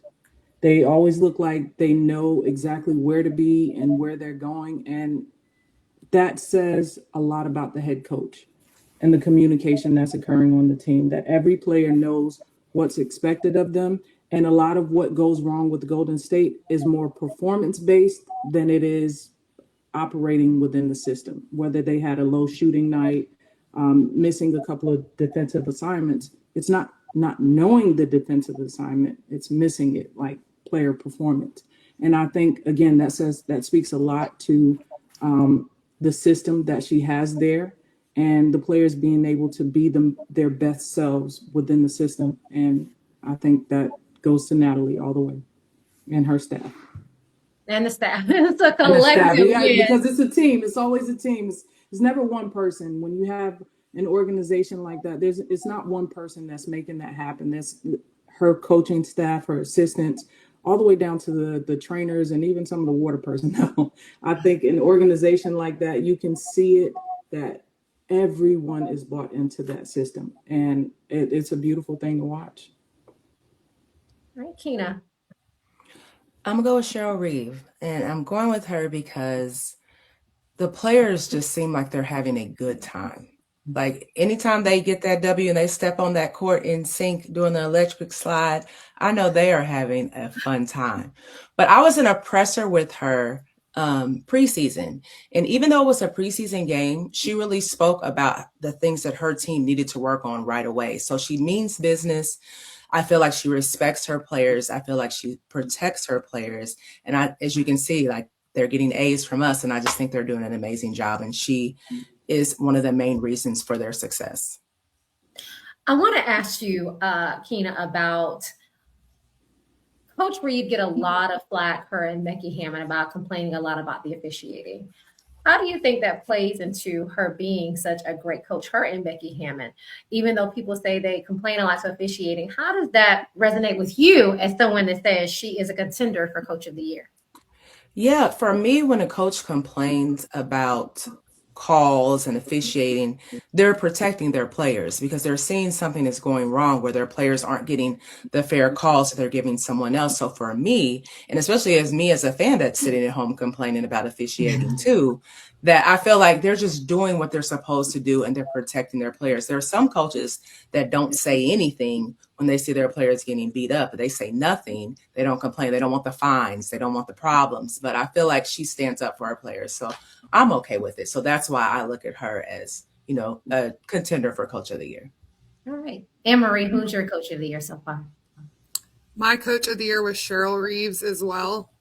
I think we've already spoken to why they got an A on the report card. Obviously, we know Collier is missing, but I think she does such a great job of getting her players on board. Her players bought in. They really seem to just rally around her. I also think she's an advocate and an ally. I think she's someone that the players feel safe. They feel like she has their back. I mean, there's been times where like inclusivity as far as the LGBTQ, we want to win for the gays. So I think she just has a little bit of that fun. And then the players feel like they can relate to her and that she advocates for her players. You know, if she sees something, Cheryl Reeve is going to give you hell if you're a rep, especially if she doesn't agree with you. So I think she has that relationship and that bond that is so important when you're a head coach, because you need to have that cohesive, you know, if you don't, I think it can affect the chemistry a lot. So I really think the chemistry at the Minnesota Lynx and just how they operate there, it really seems to be a great organization, that the team is together and they're as one, where sometimes we don't see that on the court. Yeah. And Courtney, I know that you said Golden State in that coaching staff. And so I just want to ask you all about the other coaches. So Anne-Marie and Keena, what are some of your thoughts on Golden State and the coaching job that's been done there? We can see it in the way that they are shelling out these W's. And again, just like Cheryl, I feel like they love being where they're at. They're enjoying playing the game of basketball. They're having fun. So I feel like she's doing a great job too. I mean, those are two that I could see winning, honestly, Coach of the Year. It could be co-coach of the year. Yeah. Who knows? We don't want no ties now. Someone better win. Anne-Marie, what are your thoughts? I was just going to say, I think they have a lot of similar attributes as far as where you see a team rallying around them and them having an environment where it's fun. We're going to work hard. I'm going to be an advocate for you too. But it just really seems like the chemistry is really flowing for the Lynx and the Valkyries right now. All right, Courtney, what are your thoughts? Oh, and I'm sure you love Cheryl Reeve as well. What are your thoughts on her? Cheryl does things for the gays. Of course, we love Cheryl. But I think same thing, that they mirror a lot of good principles. I think Cheryl's a lot more hard-nosed. It appears to be a lot more hard-nosed and strict than Natalie in her approach to things, right? You don't really see Natalie yelling at the refs too much, not intently, but just kind of different in their approaches that way. But I think the biggest difference is, what was the question? Why you would argue that Cheryl would also be Coach of the Year?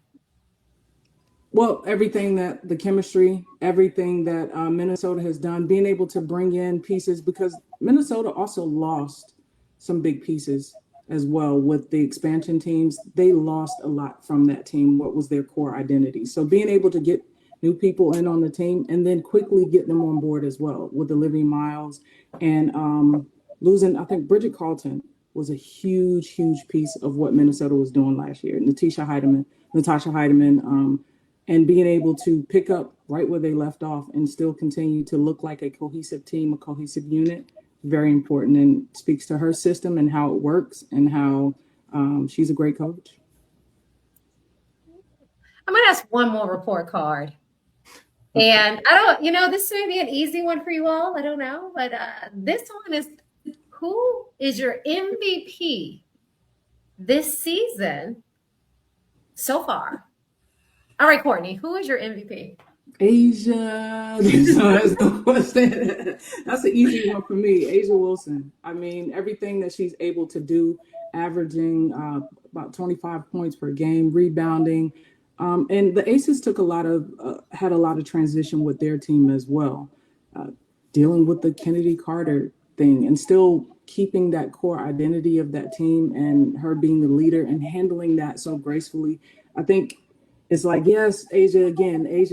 Yes, because of everything that she does. She's expanded her game every year. Defensively, she's always a presence, scoring on all three levels, and just the leader that she is. You can't say enough about Asia Wilson, what she brings to the game day in, day out, and her leadership on the floor, her voice off of the floor, and just being an awesome, all-around awesome person. And you know what she said about a 3-point shot last night? She said it's growing. So don't let her really start to throw that in her game. I mean, it's going to be like she's already unstoppable, but if she starts to get that solid 3-point shot in her game, watch out, WNBA, right? Yes. So, Anne Marie, who is your mid-season MVP? I'm going with Asia Wilson as well. I think our rookie Olivia Miles could be a contender for the first time since Candace Parker. But I do think that right now for me, it's Asia Wilson. I think she's a leader, not only on the Aces, but a leader in the league. I think she's someone that carries herself with grace and continues to speak up when need to speak up about matters, and also just leading her team. She can score any way you want. She's on the opposite block, help defense. All of a sudden she's blocking. She's all over. Her IQ on the defensive end, just her ability to alter shots, her presence in the paint. And she's also averaging the most points in the paint for any WNBA player. I think it's just over 13 points a game. So she's a force to be reckoned with. And now she's hitting threes in her face too. So good luck. Right. Good luck, everybody else. Keena, you may surprise me.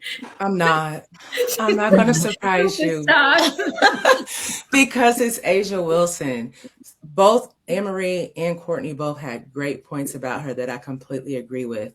Her poise, her grace, how she is on and off the court, how she dominates at both ends of the court. She is just like, her eliteness is unmatched. She's a person that people actually like, which sometimes is rare. Like, she's at the top of her game and people still love her. They still want to learn from her. So she's doing amazing things. I can't go away from Asia at all. Her and her tambourine are my MVP right now. The tambourine.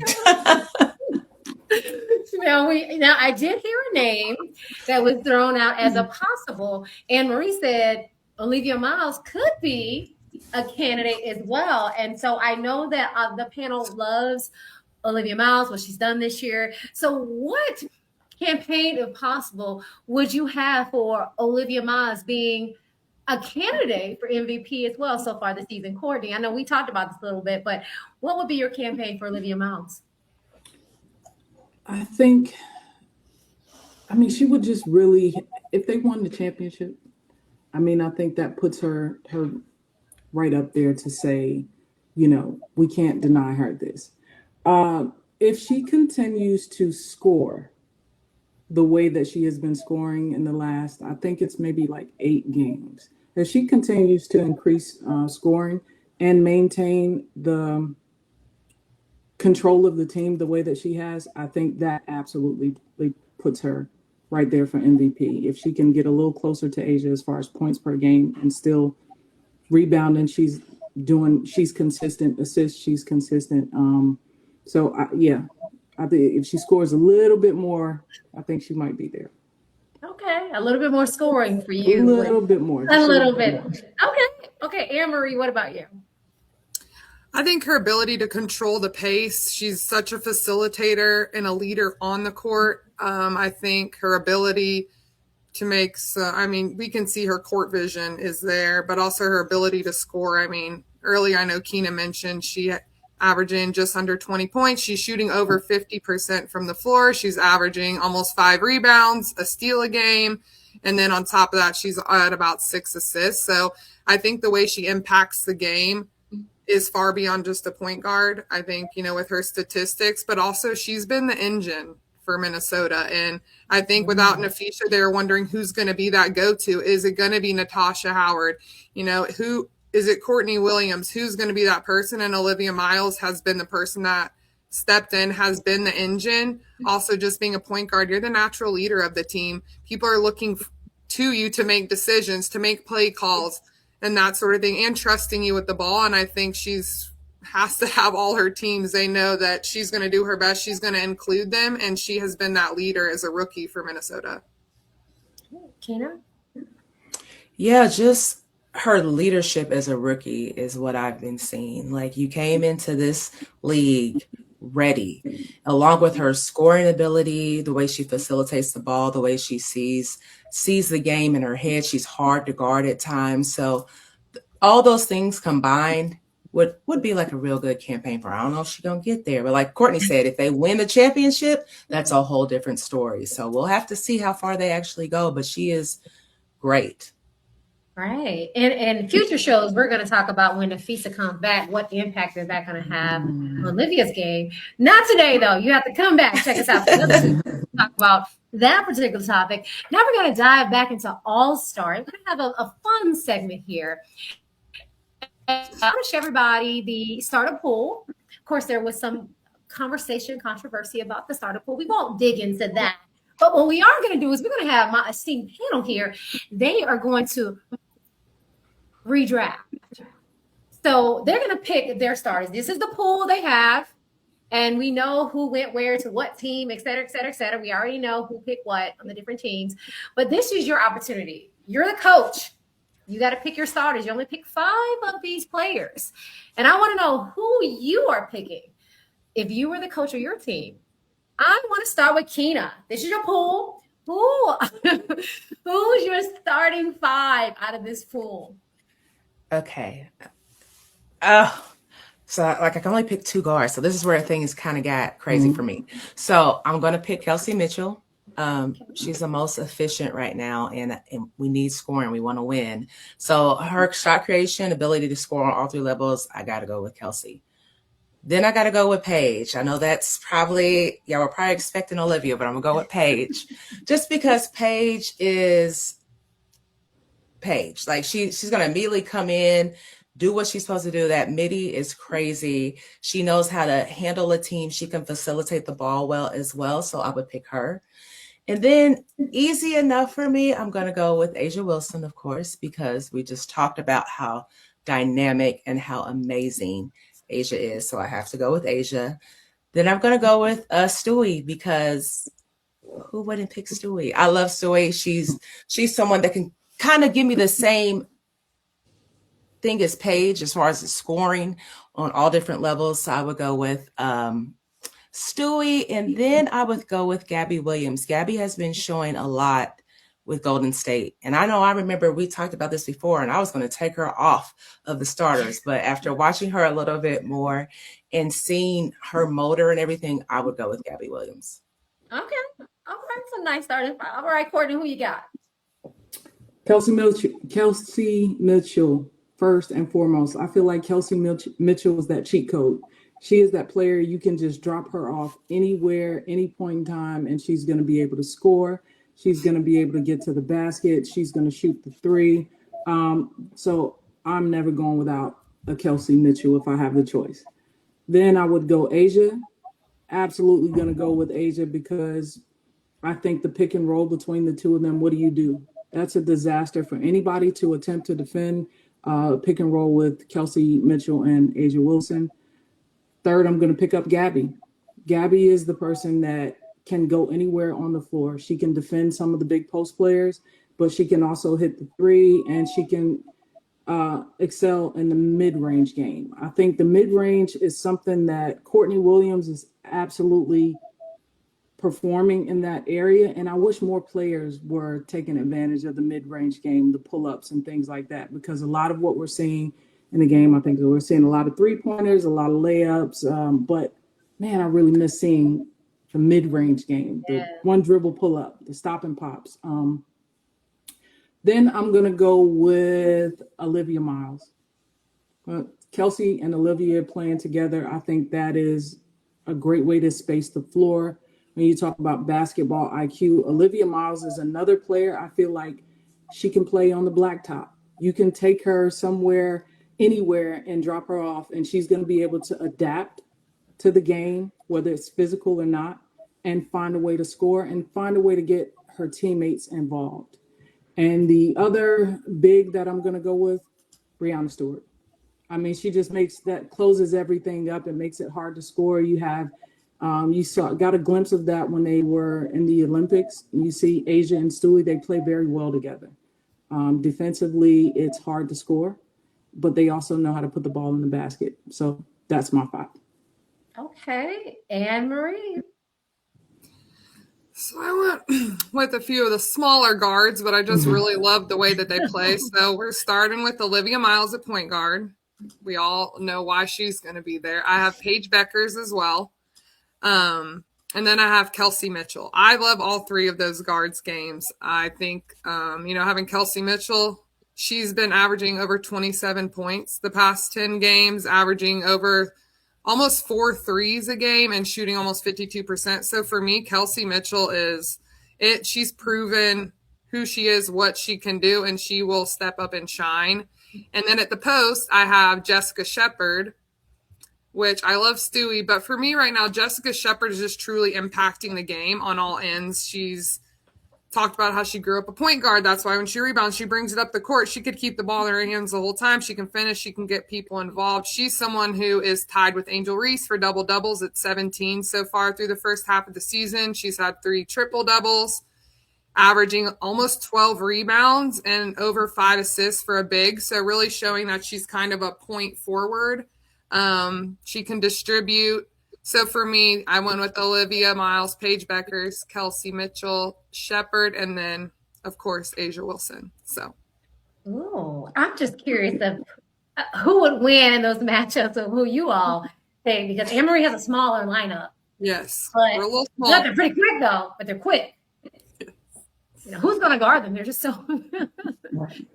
Okay, so on your team, who's going to play point guard? Anne Marie, who's playing point guard on your team? Olivia. Mm-hmm. Okay. All right. Okay. And the other ones are wings. Okay. All right. I like it. Okay. So now I want to ask you all, based on actually how it was selected, the 2 teams that were selected, it's now your time to call it. All right. All-Star Weekend is coming up. We know who was drafted. We know who's on each other's team. I want to know which team is winning. Whose team is going to win? And I want a bold prediction. Okay, I have my pen. I'm going to write it down. Who's going to win? All right, I want to start with, let's go, Keena.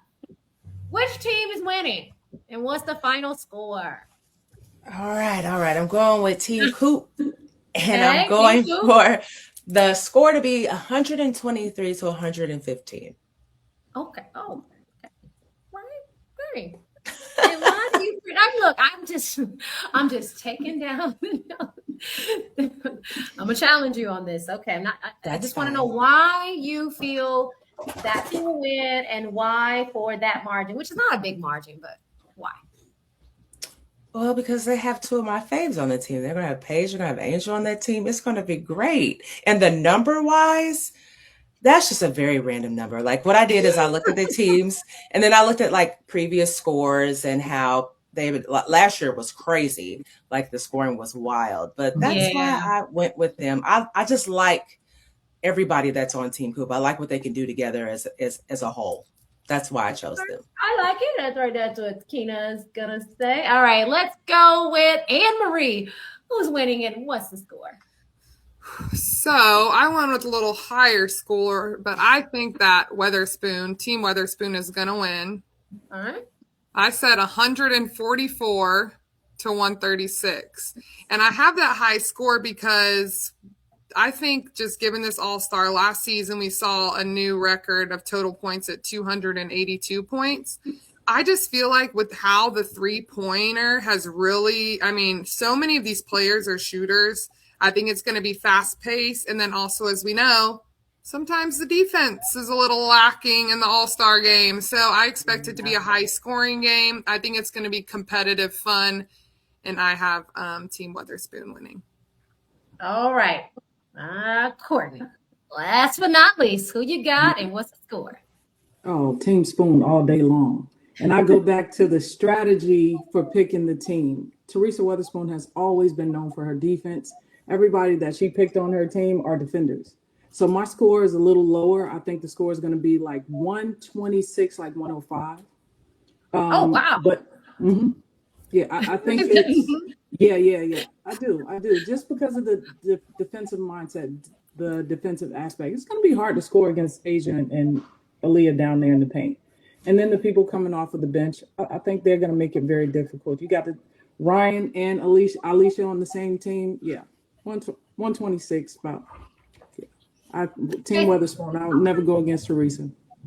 All right, so Anne-Marie, you went obviously a lot higher. What are your thoughts on Courtney's assessment of why she thinks it's going to be lower? Because you guys picked the same team, but different reasons and different scores.